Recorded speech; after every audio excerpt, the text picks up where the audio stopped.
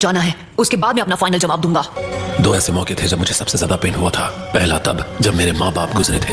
Hidden rain village great Nations war के बीच फंस चुका था और एक जंग का मैदान बन चुका था। बिल्कुल फिक्र मत करो, चलो बाहर निकलते हैं, बस आवाज मत करना।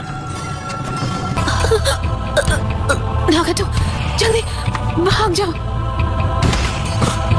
वो भी दुश्मन नहीं थे। अब हम क्या करें? आखिर ये कैसे हो गया? हमने इन्हें दुश्मन कैसे समझ लिया?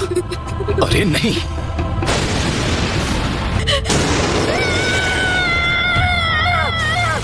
वो दर्द नफरत में बदल गया, लेकिन उसकी वजह से मेरी पावर्स भी एक्टिवेट हो गई। मुझे बहुत वक्त बाद पता चला कि वो मैं था जिसने उन 2 लीफ निंजास को खत्म किया था। इतनी भूख लगी है कि चला भी नहीं जा रहा। अब कीजिए, क्या आपके पास खाने के लिए कुछ है जो आप मुझे दे सकते हैं? शुक्रिया, मैंने काफी वक्त से कुछ नहीं खाया है। मुझे माफ कर दो, लेकिन मेरे पास तुम्हें देने के लिए कुछ नहीं है।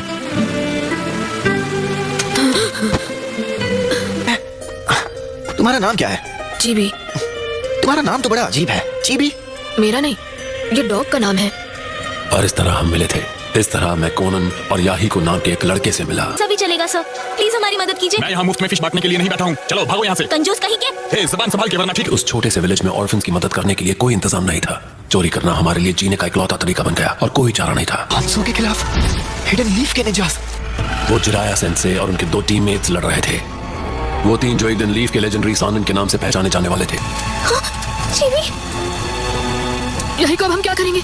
शिबी सांस नहीं ले रहा है। उसकी फिक्र बाद में करो, पहले हमें यहाँ से बाहर निकलना होगा। भागने के बाद तुम सिर्फ रोते रहोगे तो कुछ नहीं बदलने वाला। बिल्कुल इस नेशन की तरह। उन हिडन लीफ निंजा से जो हांजो से लड़ रहे थे। मैं अभी बैटल साइट देखकर आया हूँ और मैंने उनमें से किसी की भी लाशें नहीं देखी। वो सब हांजो से लड़ रहे थे और सभी बच गए। इसका मतलब वो सब बहुत ताकतवर होंगे। तो मैं पता लगाऊंगा वो किसने किया और उनका स्टूडेंट बन जाऊंगा। मैं मन बना चुका हूँ। हमें वो आखिर मिल ही गए, जिराया सेंसे। क्या मैं इन्हें खत्म कर दूं? वॉर में कितने बच्चे खत्म हो चुके। ये एक बड़ी मुसीबत है। बाद में होने वाली प्रॉब्लम से तो उन्हें इसी वक्त खत्म कर देना बेहतर है। बस करो ओरोचिमारो, फिलहाल तुम सुनारी के साथ आगे चले जाओ। मैं कुछ वक्त यहाँ रहकर इन तीनों बच्चों की देखभाल करूंगा। मेरे माँ बाप को हिडन लीफ के निंजा ने खत्म किया था। समझ आने लगा कि शायद जिराया सेंसे अलग हैं।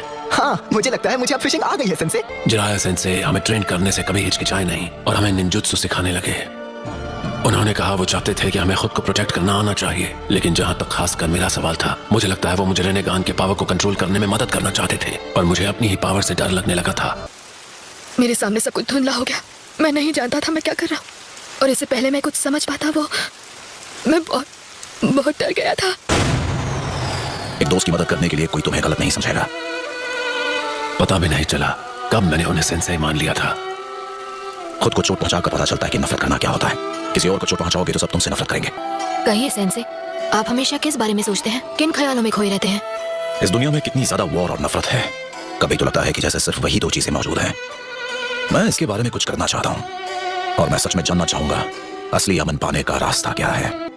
मैं वो हूँ जो अमन और शांति लाएगा। वो सेज हमेशा यही कहते रहते थे। मेरा मानना है कि उन्हें यकीन था कि एक वक्त आएगा जब लोग सच में एक दूसरे को समझने लगेंगे और मिलजुल कर रहेंगे। शायद नगाटो, तुम ही असल में 6 पाथ्स के सेज का पुनर्जन्म हो। सेंसे ने अपनी तलाश मुझे सौंप दी, अमन की उनकी इच्छा मुझे दे दी और हम तीनों को छोड़कर चले गए। उसके बाद तुम लोगों के साथ क्या हुआ? हुआ ये कि याही को मारा गया। नहीं मानोगे तो मैं इसे खत्म कर दूंगा। तुम रेडहेड, याहीको को खत्म करने के लिए इसका इस्तेमाल करो। कोनन,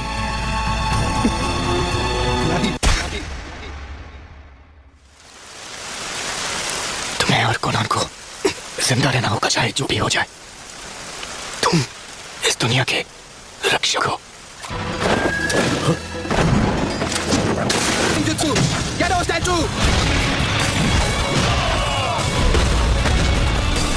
लेकिन वो तो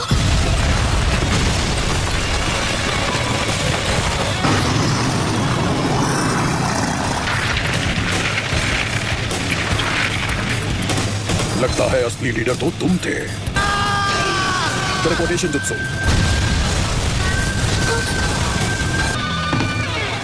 याही को नहीं रहा और उसके बाद से मैं हमारी ऑर्गेनाइजेशन का लीडर बन गया और लैंड ऑफ फायर के सिटीजन्स सच्चाई जानते हुए भी अमन का दावा ही करते रहे। लेकिन वो अमन जो तुम बड़े नेशंस एंजॉय करते हो, वो सिर्फ इसीलिए है क्योंकि छोटे नेशंस को जबरदस्ती बलिदान देने पड़ते। तुम्हारे कहने पर मैंने तुम्हें अपनी कहानी बता दी। चलो अब तुम्हारा जवाब सुने।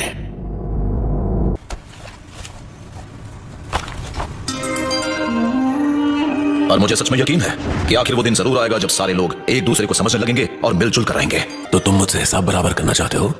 हाँ बिल्कुल, लेकिन छिछोरे बाबा को मुझ पर भरोसा था। वो चाहते थे उनका अधूरा काम मैं पूरा करूं, और इन्हीं वजहों से मैं उन पर यकीन करना चाहता हूं, उनकी सिखाई बातों पर अमल करना चाहता हूं, और यही मेरा जवाब है। तुमने अपना जवाब दे दिया है और तुम चाहते हो हम इंतजार करें जब तक तुम किसी जादू से इस दुनिया को एक अमन पसंद जगह में बदल नहीं देते। नहीं, नामुमकिन। इतना सब होने के बाद मैं जराया के कहने पर कैसे यकीन करूं? असली अमन जैसी चीज कभी हो ही नहीं सकती। एक दिन मैं इस शाप को तोड़कर रहूंगा। अगर वाकई इस दुनिया में अमन जैसी कोई चीज है तो मैं किसी तरह उसे ढूंढ लूंगा। मैं उसकी तलाश कभी नहीं छोड़ूंगा। शब्द, ऐसा नहीं हो सकता। बिल्कुल सही, तुम इसे जानते हो। अभी जो तुमने सुना वो सारे लफ्ज इस बुक में लिखे हैं। ये वो पहली बुक है जो छिछोरे बाबा ने लिखी थी। वो सच में अपने मैसेज से दुनिया को बदलने की कोशिश कर रहे थे। उन्होंने एक स्टूडेंट के बारे में लिखा है जिन्होंने उन्हें इंस्पिरेशन दी थी, और वो तुम थे ना घटो। दुनिया में अमन, मैं उसे हासिल करने का तरीका अब तक नहीं ढूंढ पाया हूं, लेकिन मैं कसम खाता हूं कि एक दिन मैं इस शराब को तोड़कर रहूंगा। अगर इस दुनिया में सच में अमन जैसी कोई चीज है तो मैं किसी तरह उसे ढूंढ लूंगा। एक दूसरे सेज ने एक बात भविष्यवाणी की थी। उन्होंने कहा था कि मेरा एक स्टूडेंट शिनोबी की इस दुनिया में बहुत बड़ा बदलाव लाएगा, और वो मैं होने वाला हूं जो उस क्रांतिकारी को राह दिखाएगा।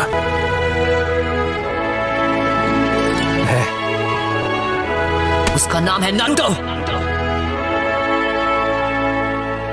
मैं होकागे बनकर रहूंगा और मैं हिडन रेन में अमन लाकर रहूंगा। यकीन करो, मैं चाहता हूं तुम मुझ पर भरोसा करो।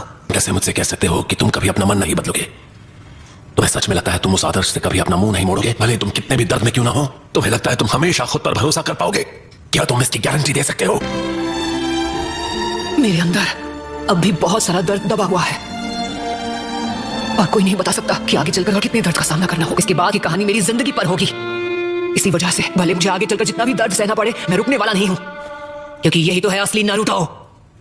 तुम मुझे एक ऐसा भविष्य दिखा रहे हो जो उस रास्ते से अलग है जिस पर मैं चलता आया हूं। लगता है मैं तुम पर भरोसा करने वाला हूं। जिनके पास रेनेगान होता है वो 6 पेन्स के सारे जुत्सु का इस्तेमाल कर सकता है, और वो जिंदगी और मौत की दुनिया के दायरे के बाहर होते हैं।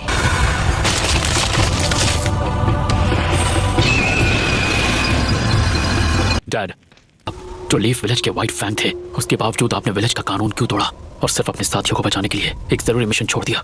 आप जानते थे कि अगर आपने उन्हें मरने भी दिया होता तो भी विलेज में आपको कोई ब्लेम नहीं करता, और आपके फैसले की वजह से आपका अपमान हुआ और आपने खुद अपनी जान ले ली, और मेरी जिंदगी बचपन में ही कड़वाहट से भर गई। और एक बात कहूं डैड, अब मुझे समझ आया कि आपने जो फैसला लिया था वो क्यों सही था। आपने अपनी इज्जत से ज्यादा अपने दोस्तों की जान बचाना जरूरी समझा। मुझे आप पर फक्र है डैड। शुक्रिया मेरे बच्चे।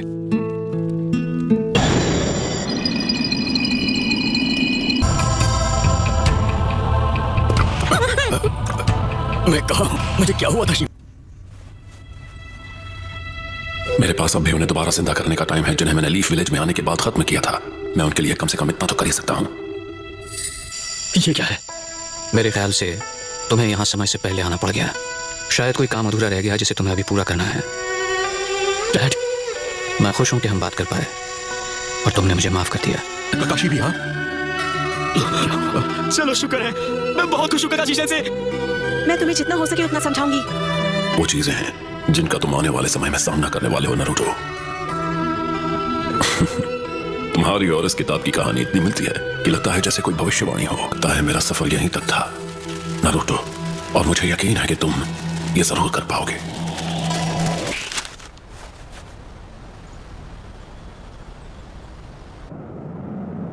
याहिको का सपना और फिर नागाटो का सपना, दोनों के सपने अब तुम्हारे हवाले कर दिए हैं। इस बार मैं चाहती हूँ कि तुम उम्मीद की वो किरण बनो जो कभी भी निराश ना हो।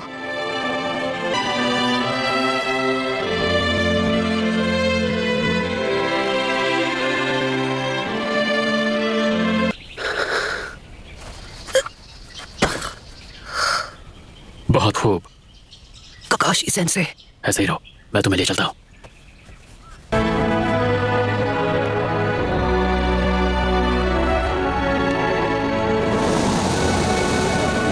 Thank you. नहीं, नारुतो अमेजिंग है, क्यों? तुम्हें नहीं लगता?